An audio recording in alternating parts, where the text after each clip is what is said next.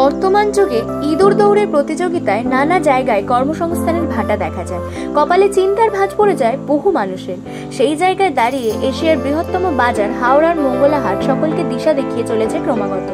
এই বাজারকে কেন্দ্র করে গড়ে ওঠা বিভিন্ন অনুসারী শিল্প, যেমন বিভিন্ন খাবারের দোকান, এছাড়াও বিভিন্ন প্রয়োজনীয় দোকান, বিভিন্ন যানবাহন ইত্যাদি সকলকেই ভরসা জুগিয়ে আসছে এই হাট।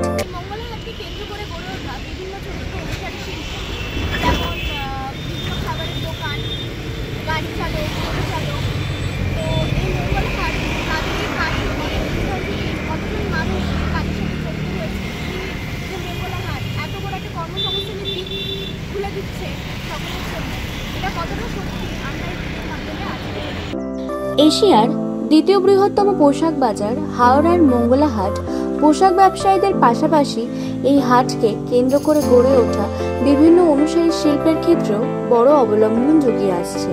চলুন এবার গাড়ি চালকদের কাছ থেকে জেনে নিই কিছু তথ্য, যেমন মূলত কি ধরনের গাড়ির প্রয়োজন বেশি, মালবহনের নাকি যাত্রী বহনের, এখানে কি 24 ঘন্টা গাড়ি সার্ভিস পাওয়া যায়, অন্যান্য দিনের তুলনায় হাট বসার দিনে বেশি ভিড় হয় নাকি একই থাকে, মূলত কি ধরনের গাড়ি প্রয়োজন বেশি, মালবহনের নাকি যাত্রী বহনের? দুটোরই প্রয়োজন। এখানে কি 24 ঘন্টা গাড়ি সার্ভিস পাওয়া যায়? 24 ঘন্টা পাওয়া যায়। এখানে মূলত কি ধরনের গাড়ির প্রয়োজন বেশি, মালবহনের নাকি যাত্রী বহনের? মালবহনের গাড়ি বেশি। এখানে কি 24 ঘন্টা গাড়ি সার্ভিস পাওয়া যায়? 24 ঘন্টা, সারাদিন সারা রাত। এখানে সব রকমই গাড়ি অ্যাভেলেবেল আছে, কোনো গাড়িরই প্রয়োজন নেই মনে হয়, মানে গাড়িওয়ালারাই পেরেশান হয়ে আছে বসে বসে, এরকম ব্যাপার। এখানে কি 24 ঘন্টা গাড়ি সার্ভিস পাওয়া যায়? হ্যাঁ, 24 ঘন্টায় যখন তখন গাড়ি পাওয়া যায় এবং রাত্রি 24 ঘন্টাই পাওয়া যায়।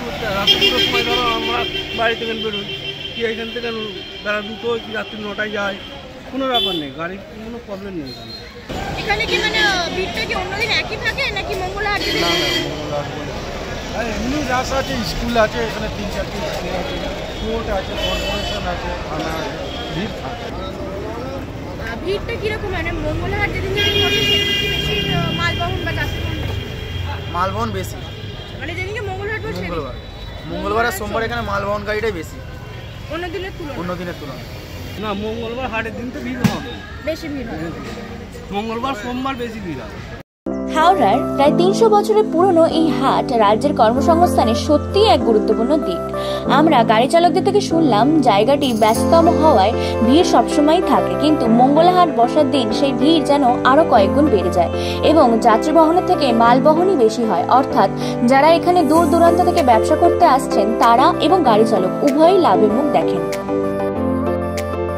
এতক্ষণ শুনলাম যানবাহনের কথা, এবার শুনবো এই হাটকে কেন্দ্র করে গড়ে ওঠা আরেক অনুসারী শিল্প অর্থাৎ বিভিন্ন খাবারের দোকানগুলির কথা। এই হাট কি তাদের জীবনে কোনো প্রভাব ফেলেছে নাকি রোজ একই থাকে সবকিছু? আসুন এবার আমরা জানবো গড়ে মোটামুটি কতজন মানুষ এখানে খাবার কিনতে আসেন, অর্থাৎ ভিড় কিরকম হয়, রোজ একই থাকে নাকি মঙ্গলা হাটের দিন বেশি, দিনে কত ঘন্টা দোকান খোলা থাকে, মানে রোজ কি একই নিয়ম থাকে নাকি হাট বসার দিন ব্যতিক্রমও হয়?